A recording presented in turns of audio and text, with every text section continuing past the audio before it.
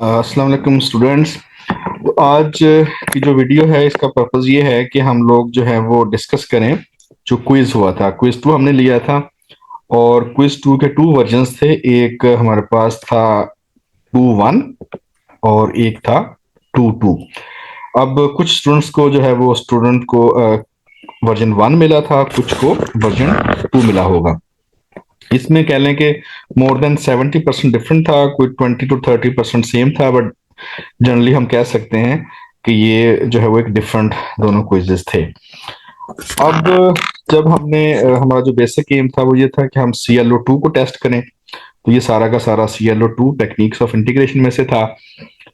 और अब मैं जरा इसकी जो है वो आंसर्स को हम डिस्कस कर लेते हैं। तो जो फर्स्ट क्वेश्चन हमारा है वो ये है कि एक फंक्शन है y=f(x), तो उसका इंटीग्रल हमें गिवन है, यानी कि इंटीग्रेशन ऑलरेडी गिवन है, तो हमने ओरिजिनल फंक्शन फाइंड करना है। तो जैसे हम लोग के पास अगर फंक्शन गिवन है तो उसको इंटीग्रेट करेंगे तो इंटीग्रल आ जाएगा, और अगर इंटीग्रल गिवन है तो उसको डेरिवेट करेंगे तो हमारे पास ओरिजिनल फंक्शन आ जाएगा। तो इसमें हमने क्या करना था कि जो कैपिटल f(x) है, x+e⁻x−1, इसको जो है वो हमने डेरिवेट करना था। तो x का डेरिवेटिव 1 और e⁻x का डेरिवेटिव e⁻x और -1 का डेरिवेटिव 0, तो 1 + e⁻x। तो इसमें जो करेक्ट ऑप्शन थी वो सी थी। So part two, 1/cos² x dx, ये बहुत ही सिंपल था बिकॉज इसमें अगर 1/cos करेंगे तो ये हमारे पास सीकेंड बन जाता है, तो ये बनता है sec²x dx। और sec² का जो हमारे पास डेरिवेटिव है, इंटीग्रल है, वो बनेगा tan x। तो डी ऑप्शन थी। पार्ट थ्री में ये था कि इंटीग्रल है 3/1 + 9x² dx, और ये आफ्टर द सब्स्टिट्यूशन ये बन जाएगा 1/1 + u²du। तो हमने ये देखना था कि इसके अंदर हमने सब्स्टिट्यूशन कौन सी की है। अब अगर आप गौर करें तो हमने क्या किया है कि जो 9x² है इसकी जगह पे u² कर दिया, और जो 3 था ये एलिमिनेट हो गया। तो इसका मतलब ये हुआ कि हमने यहाँ पे जो सब्स्टिट्यूशन है वो u=3x की है, बिकॉज 9x² को लिखेंगे 3x² और 3x को u सब्स्टिट्यूट कर देंगे, और जब इसका डिफरेंशियल लेंगे तो वो बन जाएगा du=3 टाइम्स dx। तो 3 टाइम्स dx जो है वो du बन जाएगा। तो B was correct option. Part 4 में हमारे पास इंटीग्रल है जिसका इंटीग्रेंड है 8 + √x और उसका फिर √x डिवाइड बाय √x, और ये सब्स्टिट्यूशन के बाद du बन गया। और अब हम देखना चाह रहे हैं कि इसमें इंटीग्रेंड में क्या चेंज आई है। तो सब्स्टिट्यूशन हमें गिवन है u = a + √x, और अब हम अगर 8 + √x की जगह पे u पुट करें तो ये बन जाएगा √u। तो ये जो ऊपर वाला पार्ट है न्यूमरेटर का वो √u बन गया। अब इसका डिफरेंशियल ले लें, du = 1/2 √x × dx। अब हमारे पास √x है तो जो 2 है वो ऊपर मल्टीप्लाई हो जाएगा, तो इसका आंसर जो था वो करेक्ट ए था, 2 टाइम्स √u। पार्ट 5, इसमें एक फंक्शन है f(x) which is the derivative of integral. तो डेरिवेटिव ऑफ इंटीग्रल, इंटीग्रल हमारे पास क्या है, √3 से लेके x तक tan 1t dt। अच्छा, अब इसमें ज्यादातर स्टूडेंट्स जो है उन्होंने ऑप्शन जो है वो ऐसे क्लिक की थी कि हमने जो है वो x की जगह पे जैसे √3 है तो लिमिट में पुट कर देना। ऐसा नहीं है, क्योंकि हमारे पास ये एक डेरिवेटिव फंक्शन है, तो सबसे पहले डेरिवेटिव अप्लाई करेंगे तो फिर हम इसको एवेल्युएट कर सकते हैं। तो अब आपको पता है कि इसका जो डेरिवेटिव है वो सिंपल आ जाएगा tan 1x। तो x की जगह पे √3 पुट कर देंगे तो ये बन जाएगा tan 1 √3, तो वो बनता है π/3, which is option B. Part 6 में चले जाएंगे। तो पार्ट 6 हमारे पास जो 3 सब्स्टिट्यूशन हमारे पास बनी थी x² - 3 √dx, उससे रिलेटेड है। तो इसमें आपको पता है कि एक में हम जो है वो tan पुट करते हैं, एक में sin पुट करते हैं और एक में secant पुट करते हैं। इस केस में x² - 3, तो इसको जब लिखेंगे उसी फॉर्म में तो ये बनेगा x² - √3², तो ये बनेगा √3 secant थीटा। तो ये हमारे पास जो है इसकी सब्स्टिट्यूशन बनेगी part D.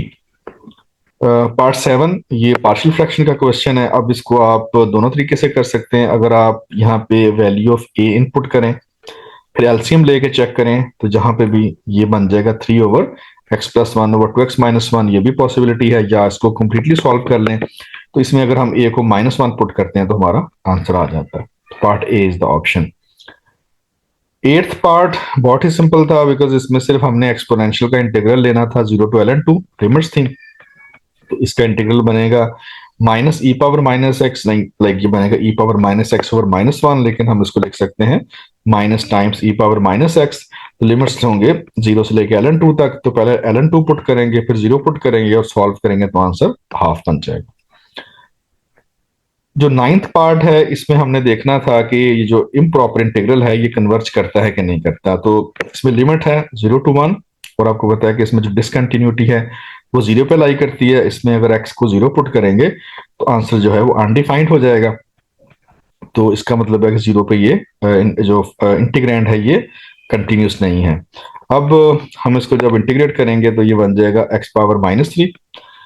X power minus three का इंटीग्रल होगा x power minus two over minus two, और एक्स की पावर जो है उसको जब डिनोमिनेटर में ले आएंगे तो ये पॉजिटिव हो जाएगी, और पॉजिटिव की वजह से जब इसमें 0 पुट करेंगे तो ये अनडिफाइंड हो जाएगा। तो इसका मतलब ये डाइवर्ज करता है। जो लास्ट है ये आपको बताया था formula, integration 1 to infinity 1 over x power p dx। तो हमने कहा था कि अगर p जो है वो ग्रेटर देन 1 होगा तो इंटीग्रल कन्वर्ज करेगा, और अगर लेस देन और इक्वल टू 1 होगा तो डाइवर्ज करेगा। तो इसका मतलब है डाइवर्ज तो ये नहीं करेगा, कन्वर्ज करेगा। अब कन्वर्ज किसको करेगा, उसके लिए हमने कहा था कि 1 over p माइनस वन। तो p की वैल्यू 2 है तो 1 over 2 माइनस वन, इसका आंसर 1 बन जाता है। तो ये हमारे पास जो है इसका सोल्यूशन था।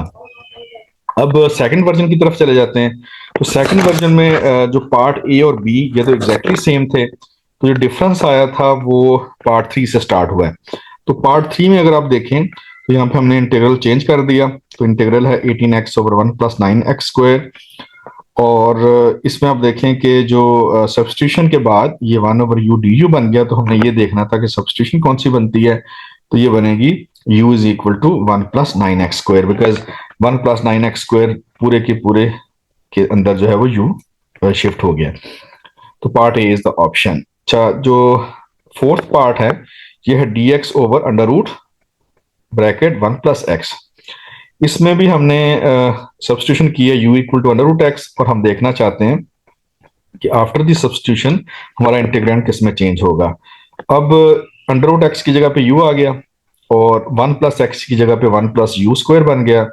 अब हमने देखना है dx। तो dx हमारे पास क्या बनेगा, du is equal to 1 over 2 under root x dx।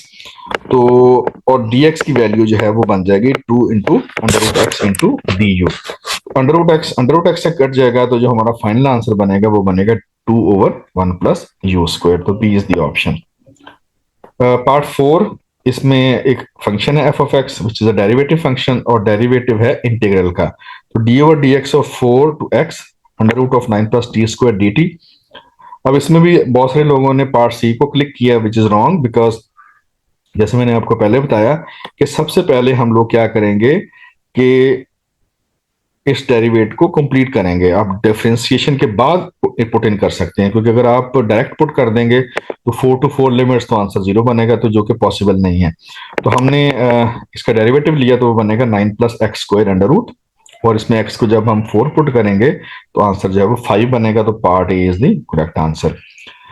Part 6 है 2 minus x square under root dx। तो ये भी 3 जो हमने सब्सटीट्यूशंस की थी उससे रिलेटेड है, और इसको 2 को लिख देंगे अंडर रूट 2 होल स्क्वायर, और x इज x स्क्वायर। तो x is equal to under root 2 sine theta, इसका आंसर बन जाएगा। पार्ट 7 ये एग्जैक्टली सेम है जो प्रीवियस पार्ट में था, लेकिन उसमें पार्ट ए हमारे पास ऑप्शन थी, इसमें पार्ट सी है। तो उसमें ए को हमने -1 वहां पे ए पार्ट ए में रखा था, अब ये सी में चला गया, लेकिन आंसर सेम है। फिर क्वेश्चन 8 है, इसमें भी हमने इस इंटीग्रल को एवेल्युएट करना है 1 over 2x dx, और लिमिट से हाफ से लेके 1 तक। अब 1 over 2 इज अ कांस्टेंट, ये बाहर चला जाएगा तो 1 over x का इंटीग्रल log of x बन जाएगा, और लिमिट्स हम पुट करेंगे 1 से लेके 1/2 तक, और इसको एवेल्युएट करेंगे तो आंसर बन जाएगा हाफ टाइम्स ln 2। फिर 9th है सेकंड लास्ट, इसमें एक इंटीग्रल है dx over x minus p, और लिमिट्स हैं 1 से लेके 2 तक। तो हमने इसमें देखना है कि हम p की कौन सी वैल्यू पुट इन करें कि जो हमारा इंटीग्रल है वो इम्प्रॉपर हो जाए। अब आपको पता है कि इम्प्रॉपर इंटीग्रल कब होता है, जब वो अनडिफाइंड हो जाएगा। तो हमने देखना है कि p की कौन सी वैल्यू पुट करें कि हमारे पास आंसर अनडिफाइंड हो जाए। अब देखिए x की लिमिट से 1 से लेके 2 तक, और अब हम 1 से लेके 2 तक अगर कोई नंबर पुट करेंगे तो तभी हमारे पास जो है वो इंटीग्रल जो है वो अनडिफाइंड हो सकता है। तो अगर आप इंटीजर पार्ट को देखें तो p को 1 पुट करें, ये बन जाएगा x-1, लोअर लिमिट पुट करें तो ये हमारे पास आ जाएगा 1-1 तो 0, dx/0 इज अनडिफाइंड। इस तरह अपर लिमिट 2 पुट करेंगे तो उस पर भी ये अनडिफाइंड हो जाएगा।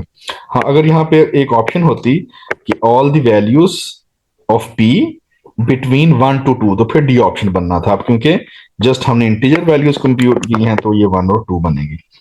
और जो लास्ट इंटीग्रल है ये है कि 1 to ∞, 1/x⁻1/3 dx। हमने देखना कि ये कन्वर्ज करता है या नहीं करता। अब इसमें देखें कि हमने पढ़ा था 1 to ∞, 1/x⁻p dx। तो हमने कहा था कि अगर p ग्रेटर देन 1 होगा तो इंटीग्रल कन्वर्ज करेगा, लेस देन और इक्वल टू 1 होगा तो डाइवर्ज करेगा। अब क्योंकि p की वैल्यू 1/3 है तो इसको कंप्यूट करने की जरूरत नहीं है, तो ये डाइवर्ज करेगा, जिसमें डी हमारे पास ऑप्शन है। तो ये हमारे पास जो है वो इसकी एक्सप्लेनेशन है क्विज की।